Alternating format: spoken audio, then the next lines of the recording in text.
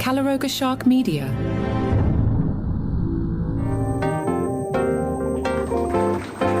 Poolside, I'm Johnny Mac with your daily comedy news. You know what today is? I don't have to tell you. I know you have it on your calendar.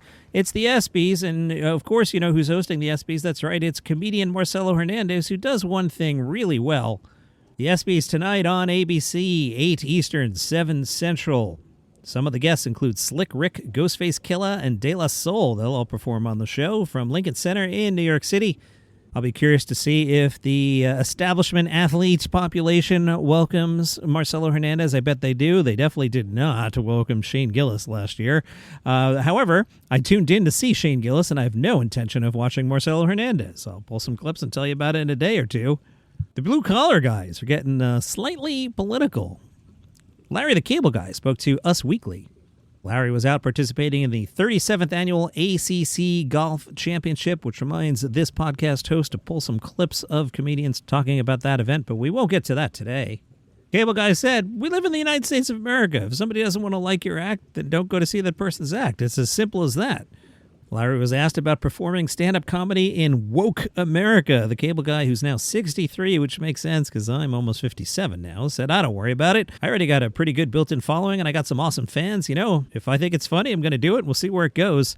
If you let it bother you, yeah, it's going to be tough, but I think Shane Gillis pretty much proved to everybody that you get canceled, and if you want to double down on that, that's what people want you to do because they're sick of it too." Shane Gillis got even more popular after he got fired from Saturday Night Live for being too woke from stuff he did 10 years ago, you know? And now look at him. That's the whole key right there. If you don't like it, it's like soda pop. Find the one you like and don't bitch about the others. Love it, Larry. Speaking of Shane Gillis, Atire Season 3 will be on Netflix August 13th, 2026. I think I still have an episode or two left from last season. Meanwhile, Jeff Foxworthy told Fox Digital, "I don't think Hollywood has understood that audience in a long, long time. I don't care where they live or where they stand politically. If you sat people down and said, 'What do you want out of life?' I bet we would agree on 85% of the things. We want the same things." What happened was, instead of celebrating the 85% that we're all alike, we yell and scream at each other over the 15% that we're different. Being different is fine. It would be boring as hell if we were all alike and all thought the same way. Jeff said, "I think that was the success of the Blue Collar Tour because when the Kings of Comedy came out, Atlanta was one of the first stops, and they had an article about it in the Atlanta paper, and it said it was a show for the urban hip audience." And I'm like, well, I've been all 50 states, and let me tell you, there's 200 million people that aren't urban or hip. Let's do a show for them. The first time I worked with those guys, they invited me down to their show. They were playing the hockey arena in Nashville. I asked the blue-collar team, please do not VIP me. My mission there was to learn about that audience so I could program the blue-collar comedy channel for Sirius. So they sat us in the upper deck, again, what I wanted. And I remember a couple things caught my eye. One, I was the second skinniest person in the arena. Usually never true. And a couple things got ovations. One was, y'all ever been to the Walmart? Got a big ovation. And a Jimmy Buffett mention got a big ovation. So that helped inform me, whereas the Raw Dog Comedy Channel on Sirius back in the heyday, before the Sebastian Maniscalco camp murdered it, we imaged it like a rock station, and it was kind of sarcastic, and if it had come to life, it probably would have been classic Bill Burr. Serious. Hey there, Sal here from Raw Dog Comedy Uncensored. Laugh Break rules! Get out of here. This is our 30 seconds. Laugh Break is comedy for everyone. Raw Dog is elitist. Down with the man. Well, dude, Raw Dog is comedy uncensored, so why don't you go... You jerk. How about some chin music? Ow! Chin music? I ought to... That's for stealing our answering machine. And our ideas. Raw Dog Comedy Uncensored, Sirius 104. Laugh Break, comedy for everyone, Sirius 105. Oh, my hair. And coming in March, Get her done. Blue Collar Comedy. But the Blue Collar Channel, right down the middle. God, flag, country, troops, country music. Love working with those guys. SiriusXM's Blue Collar Radio presents movie stars, TV host, and comedy legend. What is it about rednecks? Jeff Foxworthy up at the Super Bowl. Jeff's hanging with the players, the stars, and the fans. That's not even might be a redneck, you are. It's Jeff Foxworthy, live from the Super Bowl. Here at Friday, 2 p.m. Central. Blue Collar Radio. SiriusXM 97. The road to New Orleans and Super Bowl 47 is right here on SiriusXM. The new Infowars is up. Slate caught up with Tim Heidecker. Heidecker's been impersonating Alex Jones for the past 10 years. Tim told Slate, "I'm attracted to people like Alex. Not sexually attracted, but interested in his mind and the way he presents himself. Everything we do that's perceived as absurd always starts from a real place of something like this exists, and we're going to expand upon it and go deeper and weirder with it." In the new Infowars world and their continuity, Alex Jones is dead. The big story we want to get to right now, and this is exclusive. These are stories from other news outlets, but one thing Emergency is going to be the leader in is breaking news that we've reported on. I've got a terrific team out there, producers and researchers finding the truth, getting to the bottom of things. This one pertains to Alex Jones, and I'm going to break this. This is big news. This is going to be on every CNN and all the other fake news sites. Are going to be running with this wild. They're going to be running wild with this story. We have leaked video now revealing that Alex Jones popped like a balloon in his car 2 months ago. That's right, folks. Alex Jones, the Alex Jones that we have come to know over the years, is dead. He has passed away. Infowars has obtained shocking cell phone footage that appears to show disgraced broadcaster Alex Jones popping like a balloon in the front seat of his own vehicle on the morning of May 1st, 2026. Where did that come from? Tim Heidecker said. I think I made an offhand remark on my podcast where I said, he popped like a balloon. He's such a round man. I don't want to fat shame anyone, but it reminds me a lot of the Monty Python Meaning of Life sketch where the guy says the weight for him blows up. He reminds me of that guy. I wouldn't say anyone's asking for this, but we want to do some little wish fulfillment or just live in a world where you could pretend that this is happening.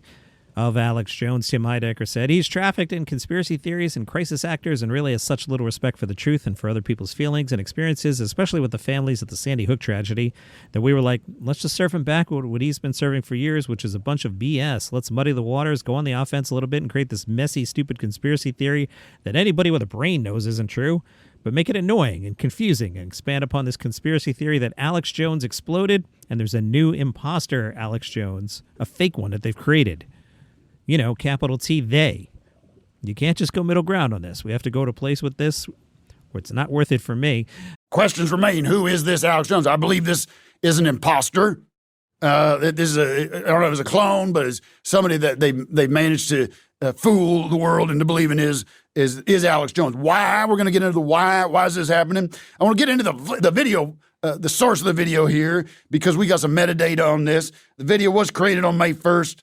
Central Time on the same day that a man claimed to be Alex Jones relaunched his show under his new banner, the Alex Jones Network, or Alex Jones Live. Metadata lists an iPhone as a recording device and contains GPS coordinates placing the camera on a residential street on the south side of Austin. Now, this video was uploaded to X that afternoon by an account with no followers and no prior posts, so it was a new account. This is kind of what caught my eye here. The account was suspended 47 minutes later. Look at 47, think about who's in charge. As Late was curious, have you ever spoken to Alex Jones? Tim said no. During that period in 2016, when we were at the Republican National Convention, they were live streaming on the street, and I interrupted their live stream. It's on YouTube. You could see me doing my Alex Jones impression of his report. He was there, and he was amused. If someone's doing a pretty good impression of you, I think that's kind of amusing, but he didn't know who I was. He didn't know I was a world-class legendary comedian. Louis C.K. was on Dan Soder's podcast. I talked about this a little bit in the Facebook group. Now, normally I would make fun of myself and say I'm a loser in our basement, but today I'm a medium loser sitting poolside. So I'm not a total loser. At least I have a pool. But is Dan Soder good at podcasting? Because I think he's not. I went to pull 3 clips, and I had to throw 2 of them out because Dan Soder, professional comedian, can't tell a story. Louis C.K. really can't tell a story either, and I had to cut down for pacing. Anyway, here is a clip of Louis C.K. telling a long story to Dan Soder. I have cut it down for both pacing and language, and I tried to take Soder out of it because Soder just steps on C.K. Let the man tell a story. I opened for Jerry Seinfeld when I was like 19. Yeah. And I was sitting on the stool, and he came in, he was doing Letterman. And back then when someone was doing Letterman, it was this thing, Jerry's going to be on Letterman tomorrow. And he does the set, and I saw a bit for him. I saw a tag, and I knew him a little from Boston. It was a bit where he was talking about milk. He was talking about how once you're racing against the expiration date, you have too much milk, you're washing your face with it. It was a great bit. And he said, how do they know that's the date? How do they know that day is the day? That was it. That's all he had. And I was like, I got it. Yeah. So he's coming off stage, and I just go, Jerry, and he looks at me like, oh, yeah, this kid, what? And I go, I got a bit, and he goes, go ahead. He's kind of like, you have 10 seconds. And I go, you say, how do you know that's the day? Is the guy milking the cow? And the cow goes, July 3rd. That's very funny. And I knew it would work because of his funny face being a cow. Yeah, the commenting. And he goes, oh. Jerry's on Letterman. He's sitting on panel. He's telling jokes, and he does that thing. How do they know that that's the day? The crowds, I'm listening, the crowd's building. That was the day. Are they milking the cow? The cow goes, July 3rd. Explosive applause. And Letterman comes out of the applause and goes, the cow says July 3rd. And Jerry goes, yeah, the cow. And they reiterate it. The next day I'm walking around, I think Central Park, and I see Jerry. I bump into him on the street. And he goes, hey, your bit killed. And he goes, now you know that your mind, the way you think and your comedy, it can work in the big leagues. Like, now you know that. And I was like, so I felt like now me and Jerry are, we're connected. I got a Letterman thing. Thick as thieves. So then like a month later, he goes on the Tonight Show, Johnny Carson. Sure. He does the joke again. I think he closed with it. Kills. And so then I see him at Catch. And I just walk up, real familiar. Hey, I saw you did the bit on Carson. And he goes, what? I was like, do you remember the cow? No. And he's like, uh-huh. Oh, man. He's kind of like, that's enough now. And I've got a clip from Andrew Schulz. Now, every time I listen to Andrew Schulz, I just wonder, like, do people actually listen to this guy? I'm not pulling punches today. And then I have to Google to make sure I didn't hallucinate this. But no, the New York Times really did print the headline, Andrew Schulz, podcast bro, might be America's foremost political journalist. This is a real thing that happened. Every now and then you look at something and you're like, John, did Amy Schumer host the Oscars? That makes no sense. And I have to say to you, no, it does make no sense. But that is a thing that happened. I don't know why. But yeah, the New York Times actually printed this, that Andrew Schulz, podcast bro, might be America's foremost political journalist. So I saw this new clip, and let's hear from the man who might be America's foremost political journalist. I did have to edit for language and pacing. The discussion here is about the New York City mayor wanting us to turn the AC up to 78 degrees. Here is possibly America's foremost political journalist, Andrew Schulz. 72 degrees and below. You're even a little high with that. When we say AC, it's 72 and below. 72 degrees and below. You're even a little high with that one, but I'll let you rock.